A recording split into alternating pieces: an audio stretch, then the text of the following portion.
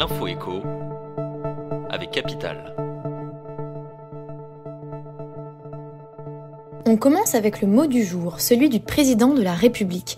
En France, on est attaché à la bagnole, et moi, la bagnole, je l'adore, a-t-il lancé sur le plateau du 20h de TF1 et de France 2 dimanche 24 septembre. Invité pour s'exprimer au sujet de la crise migratoire, de l'inflation, du coût des carburants, de la transition écologique ou encore de la situation au Niger, Emmanuel Macron a également témoigné sa volonté d'électrifier les véhicules des Français en favorisant la production tricolore. D'ici à la fin du quinquennat, on aura au moins 1 million de véhicules produits sur le territoire, a-t-il conclu. Retrouvez toutes les annonces du président sur capital.fr.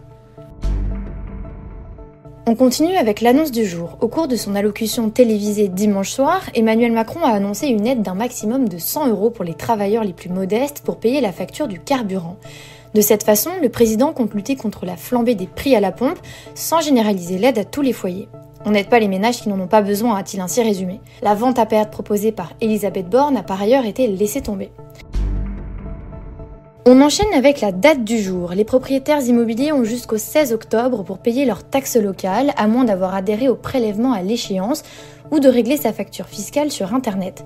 Et cette année, la facture s'annonce salée. En 2023, les valeurs cadastrales ont progressé de 7,1%, une hausse jamais vue depuis des décennies. Rendez-vous sur capital.fr pour en savoir plus.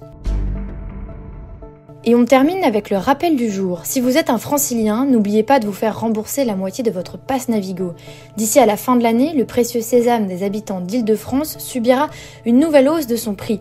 Passé de 75,20 € à 84,10 € au 1er janvier 2023, il pourrait atteindre les 90 € l'année prochaine.